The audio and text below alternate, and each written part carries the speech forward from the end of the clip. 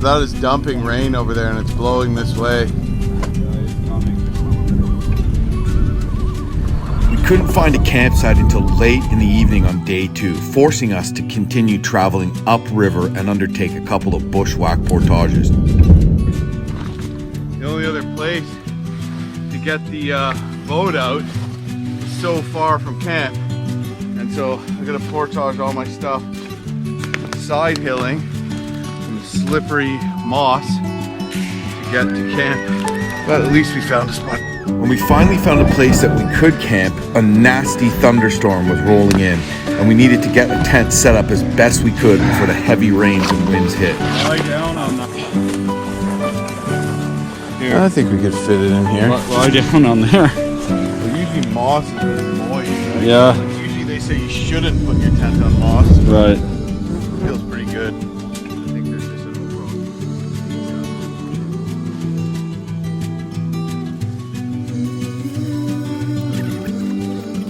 All right.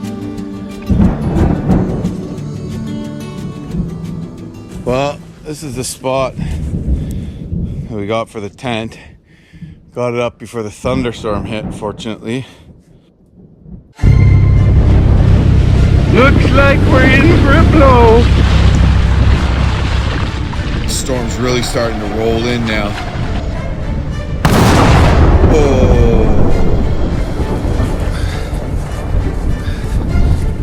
Oh, we gotta get a tarp up, man. It's gonna start hammering.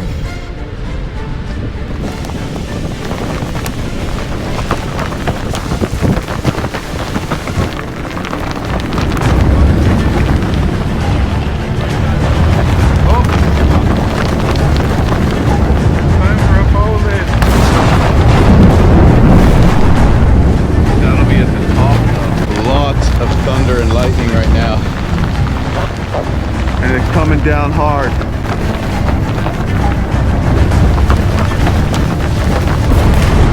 Whoa,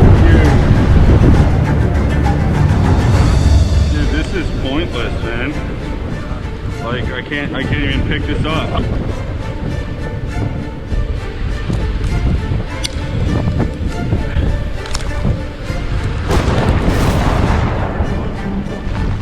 Yeah, this is like when Marty saw that plane crash.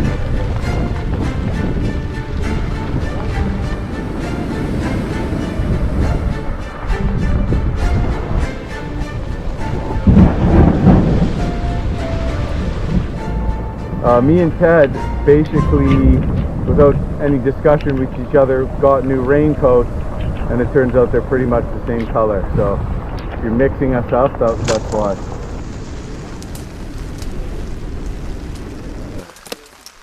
I don't think so.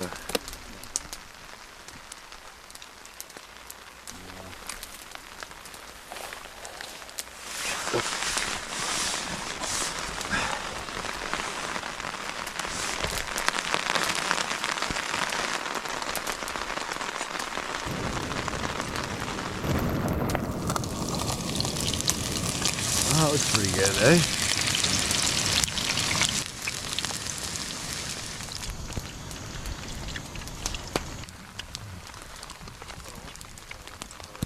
Yum. How's that? Good.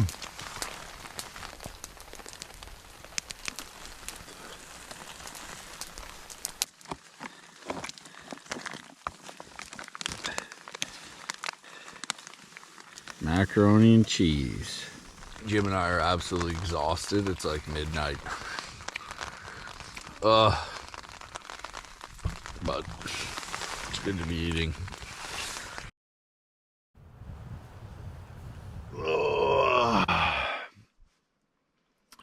Feeling a little sore this morning, actually. A little tired. Got to bed so late last night. You guys to camp late, so we didn't get to bed till like 1. And now it's like 7, so you know, could probably sleep for another 3 hours, but that's all right. I'm gonna get up and just start giving her. With any luck, we'll get the grail already. Yeah, today we got across the height of land. So we have 2 portages today. One of them we have to go up, kind of like follow a creek up in elevation. I think we might be able to like wade up it, but maybe not, judging by how these last 2 connecting streams were. Just like bushwhack portage it. And then the second one is the actual legitimate height of land portage. So it divides the waters from Lake Winnipeg and the Seal River. So once we're past that, it's gonna be downriver all the way.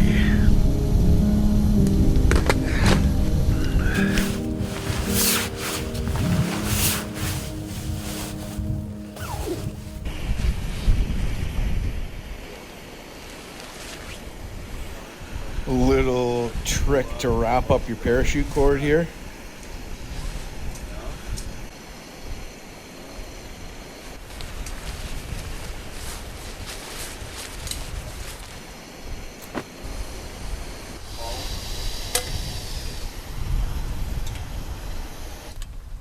Last night I discovered the air pocket on my canoe has water in it. And so that's very concerning because it slowly fills up and you don't notice, and then when you're paddling rapids or doing anything, it's way heavier and it sloshes and it can dump you. You know, and then of course portaging it, you got this freaking water in one of the, you know, in the nose of the canoe. So I'm trying to find where the leak is, but I can't find it. Definitely concerning, because it's like, what if the crack gets better? What if our patches doesn't work? Is he gonna have to, you know, patch it every time, drain it every time, pull over and drain it every, you know, few hours as we're paddling on a lake? Like, this could be really impact our time and be a major issue on the trip. And if it gets worse, it could, you know, if it's a weak point and he hits a boulder or something, could potentially be a trip ender. Here's the air pocket here. This is so that your canoe floats if you tip and there's water has gone into there. It must be leaking from here because I never had that much water in it. Just for my shoes and that, bringing water in, there's quite a bit of water that pools up, so it must be leaking somewhere here, but there is water in here, so I was hoping I'd see where it was coming out. Look at the ear. Right along here. Is actually on the outside of the canoe. First I have to drain the water that's in there. So after further examination, the leak is actually on the outside of the canoe. So much worse than I thought. I thought it was leaking from the inside into the air pocket, but it must have been a defect, manufacturer's defect, because I haven't even banged that section. I haven't even put any scratches in that section. That's what I'm gonna use to fix this. Marine putty epoxy. This is only the second time I've used it, so things happen, you know. These canoes are tough. Jim's got like, you know, several of them, and he smashed them into boulders. I mean, they whipped them off a building when they made them, and the canoe was fine and didn't leak. And you know, I think maybe there was a couple leaks, but yeah, you can, you know, you smash them and done all kinds of crap, and nothing like this has happened. So pretty strange, but you know, I'm glad we have some canoe repair stuff. Before I left, I like meticulously made sure it wasn't leaking, but I didn't think to look like under the canoe, and I think it even sets underwater. But will it adhere to the gel coat on this canoe? I'm not sure. I'm a little concerned about that. So just a strange maybe defect or something, but when you're in the middle of here and we're supposed to be putting over 30K behind us today, it's very concerning.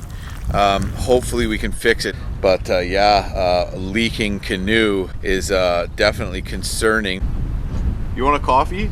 Yeah.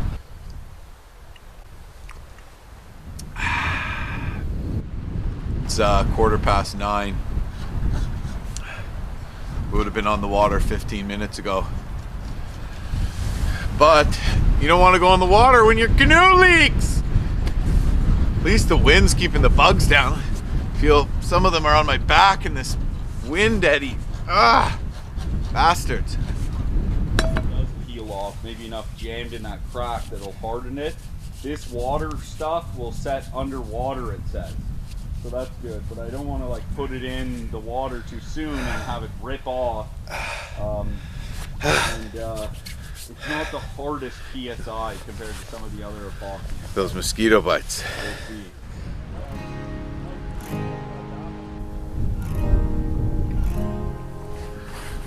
Alright, just updating Facebook with this Garmin 66i. People can actually see where I am and see what message I left, so I'm just telling people we're okay.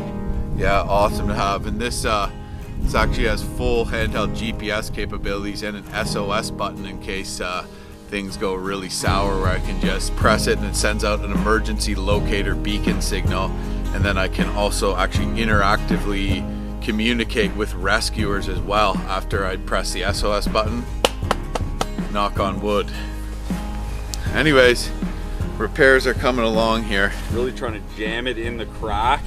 Part of me was like, maybe I should chisel off this skid plate here, but I feel like it's, you know, if the crack's under there, it's a bit of a repair itself, and so I shouldn't really, I don't want to make things worse. Yeah, good call. Satellite phone, great thing to have out here. You can rent one from the satellite phone store and bring it on your trip. And I'm just going to take this opportunity to give my wife Tori a shout.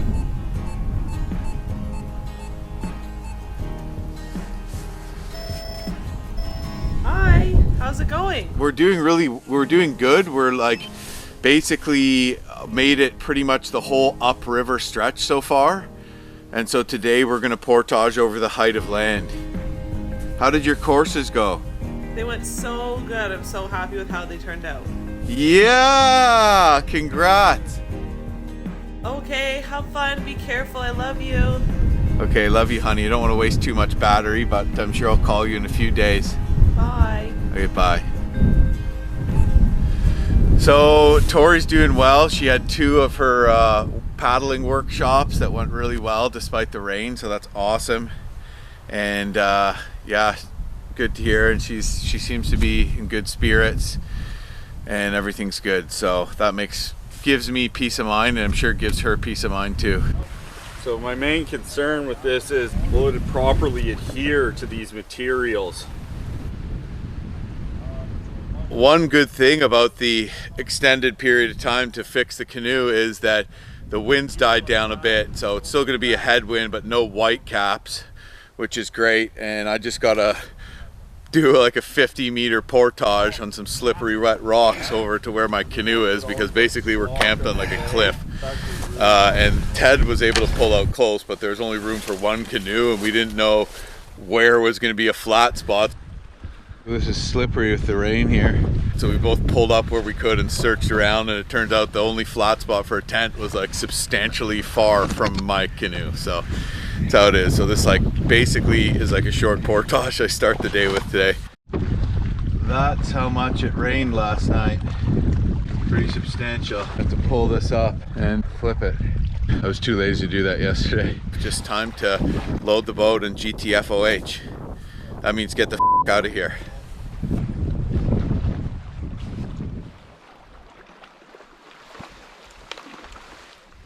Ready to go with all my gear here, but the epoxy is still a little soft. It does say it's set underwater, but honestly I'm a little nervous about just throwing it in the water while it's still a bit soft. I kind of want to wait a little bit longer.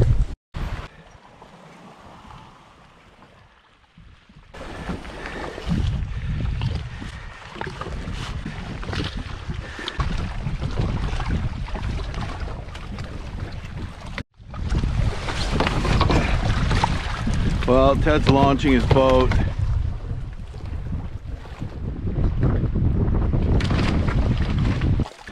The JB weld he put on there is It's still a little tacky, but it's supposed to harden underwater. You know, not ideal, but at the same time, it's already 11:30. We were supposed to be on the water 2.5 hours ago, and that 2.5 hours makes a big difference when you're pushing in the evening trying to get to camp. So I think we're just gonna risk it and go, and then hopefully all works out. Winds are better than they were this morning, but still gonna be a pretty strong headwind for quite some time.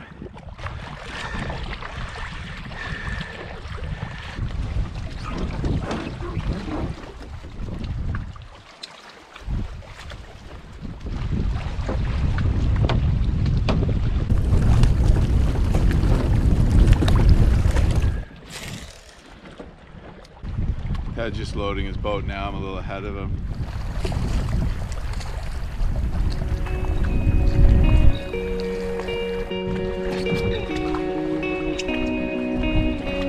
Finally on the water. My goodness. And we're off. 11:50. That is really discouraging because every day we fall behind, it adds kilometers to our already 30+ kilometers a day that we need to paddle. After taking way more time to break camp than we wanted to because of all the boat repairs, we headed off onto a large lake. On the other side of the lake is the beginning of what could be one of the toughest portages of the trip. We paddled there quickly, but managed to find the time to land a couple of fish. Got a fish on. Feels like a walleye. Oh, another small pike. Cute small pike.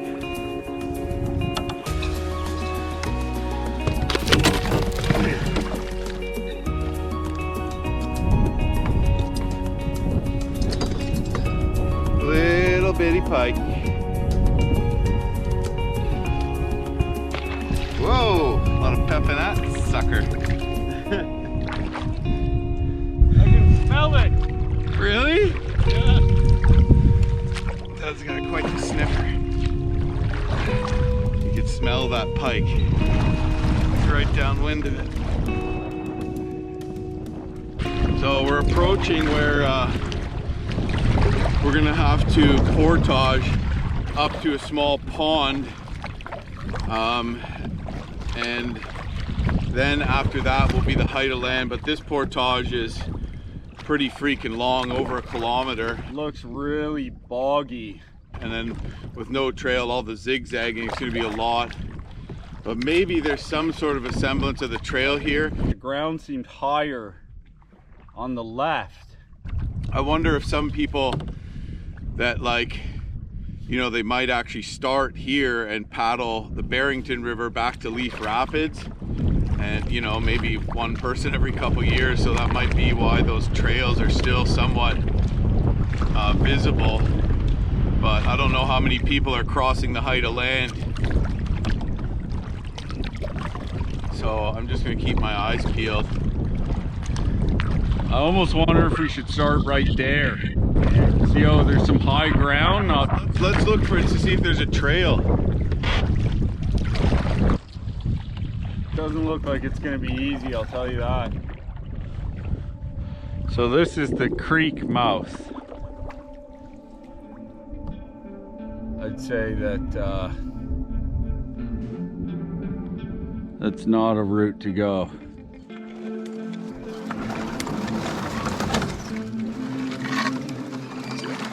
I don't know, dude. This looks like a no. Oh yeah? Yeah, it's about canoe width, if that, but it's like literally like this wide. Oh. And like overgrown, and I can't see around the corner, so I think it would just be foolish to risk it. Yeah, because then we'd have to bushwhack through swamp. Right.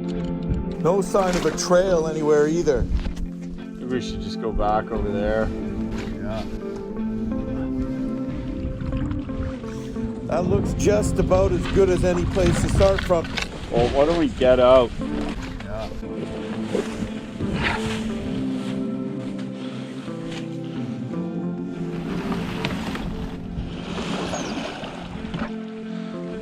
Here we are at the first portage of our height of land crossing. This technically isn't the height of land, it's the next one after this that is, but you know, we're getting pretty freaking close. Height of land country is often boggy because it's sort of like the balance point where the first trickle of water will flow each way out of any given swamp. But after this, it's going to be all downriver. Here, Ted.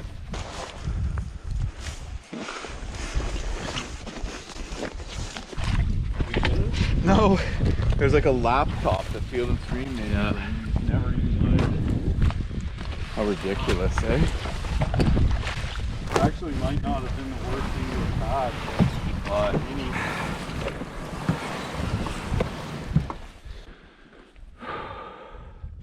So I'm going to be flagging trail tape. This is going to be a compass bearing lead bushwhack. I do have my Garmin GPS, but Ted, how's that epoxy feeling? it's feeling harder. So looks like it continued to cure underwater, just like I remember reading. But I don't hear anything. Good. Yeah, so it looks like Ted's repair job is holding up, thank God. So if I get mixed up, I'm going to you know, just pull out the GPS basically as insurance. But yeah, I'm just going to use a compass right now and save the batteries on my inReach device. And I'm going to start trail tape right here. Best way to do it is make a loop and then just pull the bottom two through the top of the loop just by using my map right now. Yeah, but mine's written down. I like checked it on. Oh, you don't have the bearing. You have the I have the declination. declination. Okay, yeah. We're here and we're going here. So this bush is really confusing. Everything kind of looks the same through here. So I'm gonna take my compass, and the way you do it is we're about right there, just to the left of the creek mouth, and I'm aiming for the small pond. That's challenging because the pond's so small, but the way you do it is you line your base plate up between point A and point B. So you line the side of your compass up between A and B, and then you line up the lines that you see here within the compass housing, and you line them up so that they line up with the north and south grid lines on your topographic map.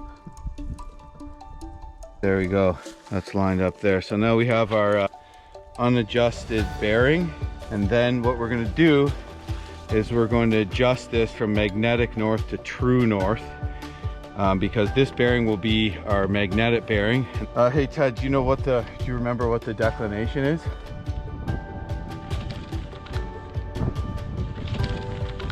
4 degrees, 32 minutes. Yeah, so not a big declination here. I mean, because we're not too far from the longitudinal center.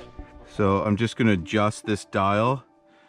Each little indicator there is 2 degrees. So I'm subtracting 1, 3, 4. And then we might do a slight adjustment because grid north is not exactly pointing to true north either, but with such a relatively short distance, it shouldn't make a huge difference in these latitudes. And then what's the grid convergence angle? 1 minute. I didn't. Okay. All right, and then the grid convergence angle we're not going to bother with right now because it's not that long of a portage. So now I'm going to hold the compass. I'm going to rotate until the red north needle sits right inside the red needle box that's inside the compass housing. So you can see that here. There. And as soon as that sits like this, the compass directly points in the way you're going. So we are going that way. Learn how to use your compass, guys. It's an awesome skill. And if your GPS breaks, you can, you know, not get lost, which is always nice. So we're going directly this way, which concerns me Well, just because it looks like we might be heading into some swamp. All right, let's get this done. Let the suffering begin! Woo! Take this bastard too.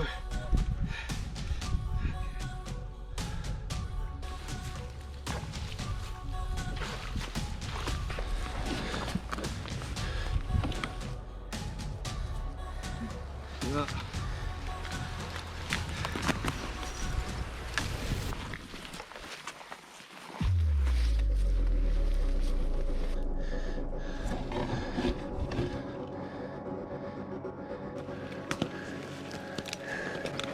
In researching the trip, I'd learned that the lake we just crossed is called Portage Lake, which is part of the reason I thought maybe there would still be an old portage trail. Door seemed to be a fitting word for a portage that crossed into a new watershed.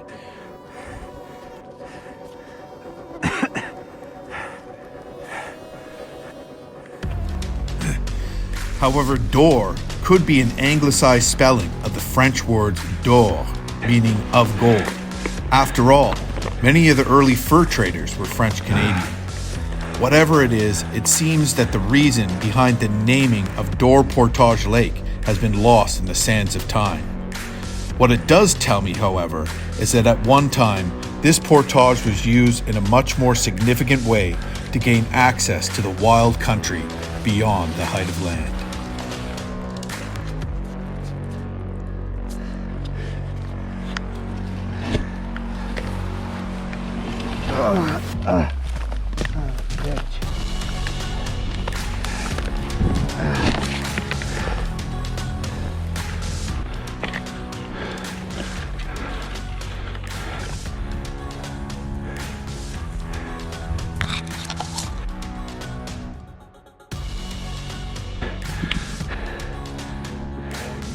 Going this way.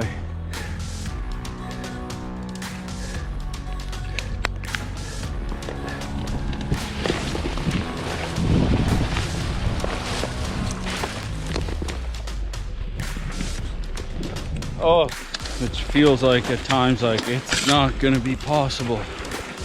But just one foot in front of the other. We'll get there when we get there.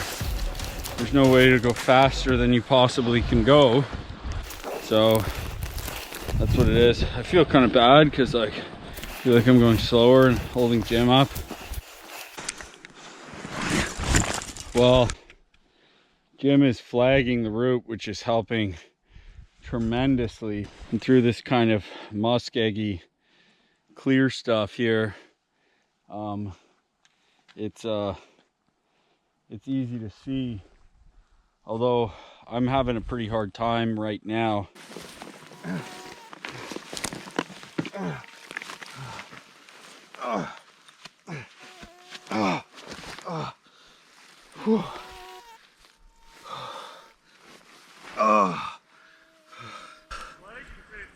I know, right?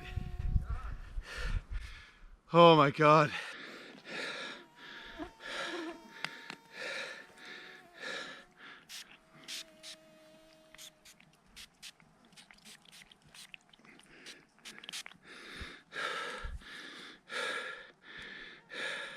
I almost forgot this at the beginning, and I actually turned around and went and got it for moments just like this. Muskeg, absolutely mandatory. We're dodging that big area there of Muskeg. Going through that would be hell. And we're going that away. Just delicious Labrador tea everywhere. Smells phenomenal. Ted's carrying more weight than me, so he had to take a break, and he's already really enjoying the flagging tape. Oh, it's just getting worse, eh? Pretty much. Break my neck forward too much. Yeah, I don't know how you're doing what you're doing. How much further? So I went Sorry, I'll turn it right. It's going. Ted just busted out the Garmin here. We're looking how much further we are. So it's. I mean, I have it going here because I figured that would be Muskeg, Yeah. but we could just go right there. So how much further is that? That's I don't know. 10. 300 meters. 200 meters. No. 339 to Oh, there. It's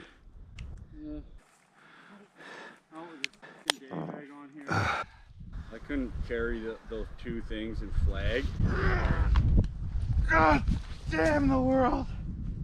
No, it might actually be easier to just leapfrog quickly. Maybe. Oh, yeah, we're just going through Muskeg swamp. And so every step you take, you sink in, and then all the extra work to pull it out, it's like literally every step is at least twice as hard.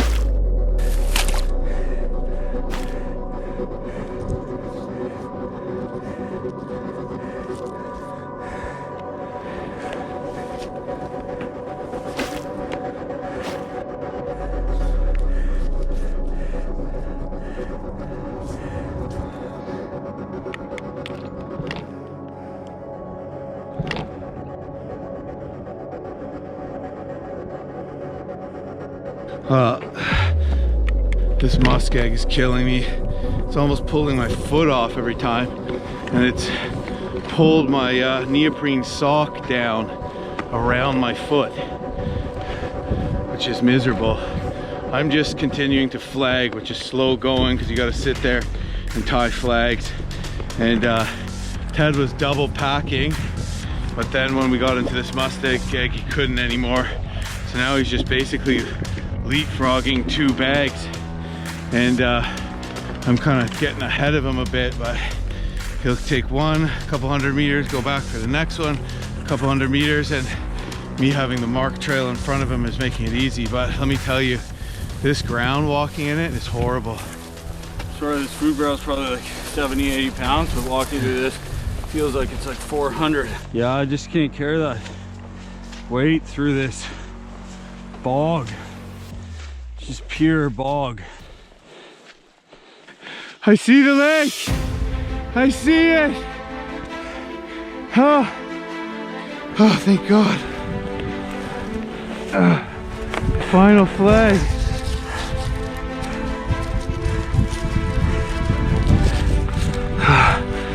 Oh my God.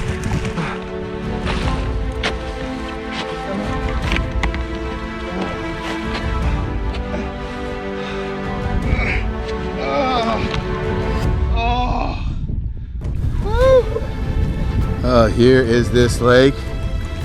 The true height of land is right on the other side, but I'm wondering if we really were coming up a stream at all. And this lake here is on the height of land, and there's just a muskeg flow with a slow flow on either side. So I think this lake here is pretty much on the height of land, and we're going to be portaging through muskeg like that. And this lake slowly trickles both ways and is fed by a spring. What I very likely is what's happening.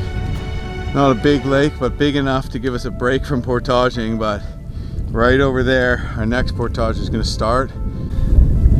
Beautiful day. Oh, thank God. Here comes Ted. What an animal. Oh my goodness, bro. It's like walking through like 2 feet of snow without snowshoes, but it suction cups your feet. Yep. Oh my God. Thank God. How beautiful of a sight is this? Woo. Where's the squeeze filter? It's in here. Break it out immediately. That looks pretty brown. And I'm completely sinking into the water right now. Look at my knees. Ah.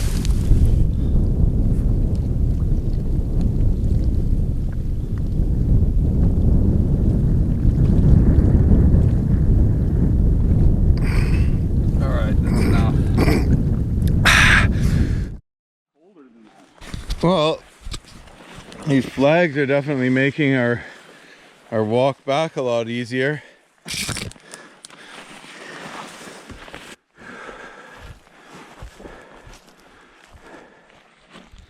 Well, getting ready for trip number 2. Okay, so trip number 2. Gotta carry that bag, fishing rod and net, and the mess kit bag. It's gonna be f***ing awesome. It's good to bring the canoe first sometimes, but just to get it over with, because it's usually the hardest. But on these kind of like bushwhack portages, sometimes I bring it last, because that way I know the trail better and I've had time to flag it a little more on my way back after the initial flagging. So that's what I'm gonna do this time.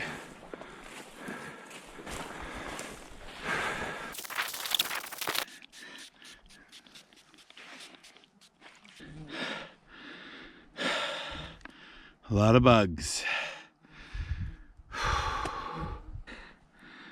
Following the flags. There's one there, back there. If anybody wants to paddle this route, I'm gonna leave these flags up. It's flagged well. Put them mostly on live branches. I flagged the beginning of the portage too, so probably not doing a great job at selling it right now, but you'll have a marked trail.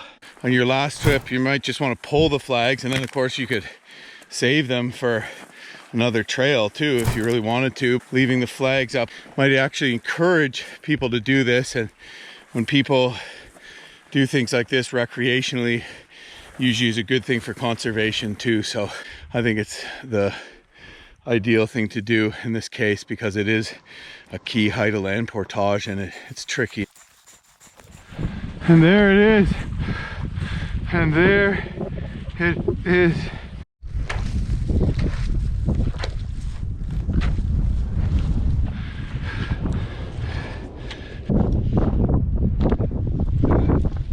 Oh. So second trip went way faster, which is usually the case.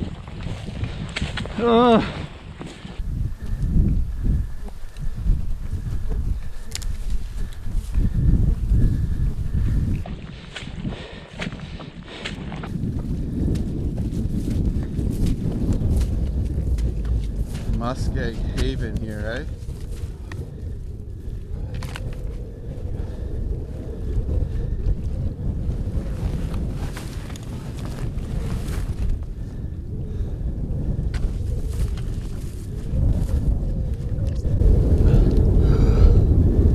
Good Lord. At this point, we thought we'd get into the next lake, but the crack in the boat and having to fix it, and then how long and arduous this has been, plus the next portage we have to do, it's like, okay, the goal for the day is just getting over the height of land. Like, we had to pull back a little on our daily goal there, because before we thought we'd, you know, get in and paddle another 15 clicks. Well, ain't happening, but that's okay, I guess. We just got to keep at it. But this one is a gong show. Like 1100 meters, man. I've done 3.5K 4K portages that are easier than this, and this is what it is. It's like, This isn't even a bad spot. yeah, you just walk like that the whole time. It's like you're just going balls to the wall while you're walking through this, and the extra weight just sinks you down more. Anyways, back for the canoe. Yeah!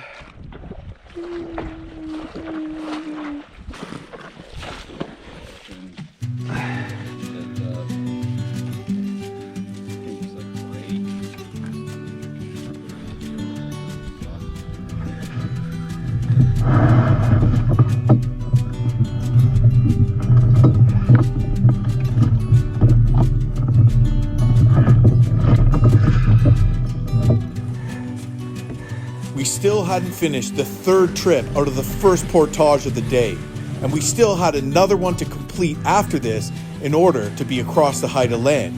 After that, we'd have to find a place to camp too, and it was getting really late in the evening. Getting into the Muskeg section, and we had a significant distance of muskeg to trudge through with the canoes over our head. With that, I threw my canoe down to take a little bit of a break before trudging on.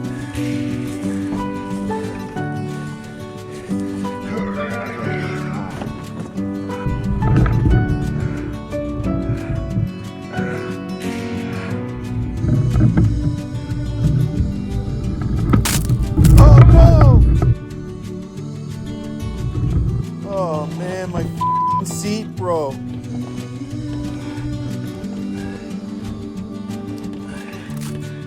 Come on, man. Unbelievable.